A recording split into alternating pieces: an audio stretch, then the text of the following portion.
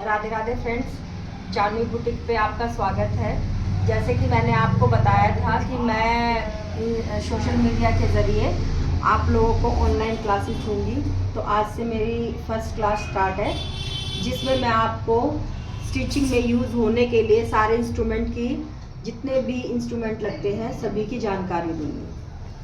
तो फ्रेंड्स, सबसे पहले मैं आपको ये कर्व शेप पट्टी के बारे में बताती हूँ। देखो फ्रेंड्स, ये है एक कर्व शेप पट्टी जो हमारी हिप कर्व शेप पट्टी है। तो ये हमें जैसे कि सूट में निशान लगाने के लिए, हिप में, चेस्ट में जो हमें शेप देनी होती है उसका निशान लगाने के लिए काम आती है। तो देखो, इस पट्टी पे लिखा भी होता है हिप कर्व शेप पट्टी, ठीक है। तो ये हिप में और जो हमारी चेस्ट है उस पर शेप देने के लिए काम आती है। दूसरी हमारी है ये लेग कर्व शेप पट्टी। देखिए फ्रेंड्स, जो हमें पैंट, प्लाज़ो ये सब बनाने में काम आती है, उनकी जो शेप हम देते हैं साइडों में, वो देने के लिए हमें काम आती है। देखो फ्रेंड्स, इस पर लिखा भी हुआ है लेग कर्व पट्टी, डिज़ाइनर लेग कर्व पट्टी। इसमें कोई ज़्यादा फर्क नहीं होता है फ्रेंड्स। देखो, मैं आपको दिखाऊं, इसमें ये इतना फ़र्क होता है जो हमारे हिप में और पैंट में हमारी लूजिंग होती है, तो इसलिए हम थोड़ी सी कम शेप यूज़ करते हैं, और हिप और उसमें हमें प्रॉपर शेप देनी होती है, नहीं तो सूट लूज़ और टाइट हो जाएंगे। तो उसमें प्रॉपर ये हिप कर्व शेप पट्टी यूज़ होती है। उसके बाद हमारी आती है ये स्केल,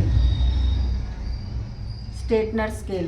देखो फ्रेंड्स, इस पर लिखा भी हुआ है स्ट्रेटनर स्केल, जो हमें कहीं भी सूट बनाए हम, पैंट बनाए हम, ब्लाउज़ बनाए हम, हमें सीधा लाइन खींचने के लिए, सीधा निशान लगाने के लिए हमें यूज़ करनी होती है। उसके बाद फ्रेंड्स, हमारी एक ये शेप पट्टी आती है जो हमें आर्मोल में यूज़ होती है, हमारे आर्मोल की गोलाई में, जिससे हमारी गोलाई अच्छे से हो। आर्मोल की, गले की जो हमें गोलाई देनी होती है, उसमें हमारी ये यूज़ होती है। देखिए फ्रेंड्स, उसके बाद हमारा ये निडल आती है, सुई, जो हमारी मशीन में लगती है। हमें ज़्यादातर ऑर्गन की ही सुई लेनी चाहिए, जो कपड़े को अच्छी तरह सिलती है, और 16 नंबर की सुई जो है वो ज़्यादातर सभी कपड़ों पे चल जाती है। तो हमें फ्रेंड्स ऑर्गन की 14 नंबर की ही सुई लेनी चाहिए। वैसे तो अगर पतला कपड़ा होगा उसके लिए अलग, जो मैं आगे आपको वीडियो में बताऊंगी, और मोटा कपड़ा होगा उसके लिए अलग, स्ट्रेचेबल कपड़ा होगा उसके लिए अलग। पर जो ये 16 नंबर की सुई होती है, ये हमारी सभी कपड़ों पे ज़्यादातर चल जाती है। उसके बाद हमारा ये चौक, जो हमें सूट, पैंट, हम कुछ भी बनाएं, निशान कहीं भी कुछ भी काटने के लिए, निशान लगाने के लिए काम आता है।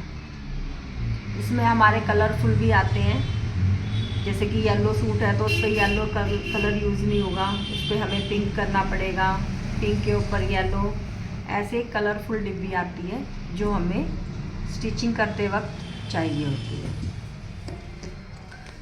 एक ये हमारा होता है स्टिचिंग ओपनर। जैसे हमसे कहीं सिलाई खोलनी होती है और कहीं गलत सिलाई लग जाती है, या कोई सूट खोल के दोबारा बनाना है, तो ये उसमें यूज़ होता है। इसमें हमारा बीच में एक ब्लेड होता है, जो मैं आगे वीडियो में आपको बताऊंगी कि ये स्टिच ओपनर कैसे यूज़ होता है। ये हमारा जो मेन काम होता है, सिलाई खोलने के काम आता है। उसके बाद हम ये निशान उठाने के लिए, इसे हम गरारी कहेंगे, या कुछ और भी वर्ड्स हैं, इसके नाम हैं, जो हमारे यहाँ तो इसे निशान उठाने के लिए, जैसे हमने पैंट में, सूट में या डिज़ाइन कोई भी डिज़ाइनर ड्रेस, हमने एक तरफ निशान लगते हैं हमारे, हमें दूसरी तरफ निशान चाहिए होता है, तो उसको हम ये ऐसे चला के कपड़े पे, इससे ना कपड़ा फटेगा आपका ना कुछ होगा, सिर्फ आपके निशान बनेंगे जो एक कपड़े से दूसरे कपड़े पे चले जाते हैं। ठीक है फ्रेंड। उसके बाद ये हमारी पिनें होती हैं, जहाँ भी हमें जॉइंट देना होता है कटिंग करते वक्त, बहुत चीज़ें ऐसी आ जाते हैं, बाजू काटें या फिर स्कर्ट काटें या फिर सूट काटें, हमें जॉइंट देने पड़ जाते हैं, तो उस जॉइंट को जोड़ने के लिए हमें इन पिन की ज़रूरत होती है। ठीक है फ्रेंड्स। उसके बाद हमारे पास पाइपिंग, इसको पाइपिंग बोलते हैं, पाइपिंग रोल, जो हम ब्लाउज़ में पाइपिंग निकालते हैं, गले में, सूट में साइडों में पाइपिंग निकालते हैं, या और भी कई डिज़ाइनों में इसका यूज़ किया जाता है, जो मैं अगली वीडियो में जब आपको पाइपिंग निकालनी सिखाऊंगी, डिज़ाइन ड्रेसेस बनाना सिखाऊंगी, तब इसका यूज़ आपको बताऊंगी। इसे पाइपिंग रोल बोलते हैं। उसके बाद हमारे पास ये इंची टेप आता है, जो हमारी स्टिचिंग में सबसे ज़्यादा ज़रूरी है, वो ये इंची टेप है। इंची टेप हमारे नाप लेने के लिए, कटिंग करने के लिए, आप सभी को पता होगा कि इंची टेप के बिना तो स्टिचिंग हो भी नहीं सकती। सबसे बड़ी बात इंची टेप, मैं आपको इसके बारे में एक बात बताती हूँ। आप कोशिश करिए, जिस इंची टेप से आपने मेज़रमेंट लिया है, कस्टमर का या अपना, किसी का भी, जिस इंची टेप से आपने मेज़रमेंट लिया है या नाप लिया है, उसी इंची टेप से आप कटिंग करें, क्योंकि हर कंपनी का इंची टेप में कुछ ना कुछ अलग होता है, एक पॉइंट, एक सूच, जो हमारी फिटिंग में हमें दिक्कत दे देता है। इसलिए कोशिश करें, कोई भी कंपनी ले लें, ये ज़रूरी नहीं है कि मैं आपको जो दिखा रही हूँ आप वही कंपनी लें, कोई भी कंपनी ले लें, पर जिस भी कंपनी का आप इंची टेप यूज़ करें, नाप लेते वक्त उसी कंपनी का वो ही इंची टेप आप कटिंग करते वक्त यूज़ करें, तो आपकी फिटिंग में कोई दिक्कत नहीं आएगी। उसके बाद हमारा ये कैनवास रोल आता है, जो हम सलवार बनाते हैं उसमें हमारा यूज़ होता है, इसे कैनवास रोल कहते हैं। सलवार के पोंचे, पैंट की बेल्ट बनाने में, बहुत सी चीज़ों में इसे यूज़ किया जाता है, इसे कैनवास रोल कहते हैं। उसके बाद ये हमारा पेपर कैनवास, जो हम सूट में, ब्लाउज़ में, गले बनाते हैं, उसमें हमारी ये पेपर कैनवास यूज़ होती है, इसे पेपर कैनवास बोलते हैं, जो इजीली प्रेस से हमारी कपड़े पे चिपक जाती है, जिससे हमें गला बनाने में कोई दिक्कत नहीं आती। उसके बाद लास्ट में सबसे इम्पोर्टेंट चीज़ जो है कैंची।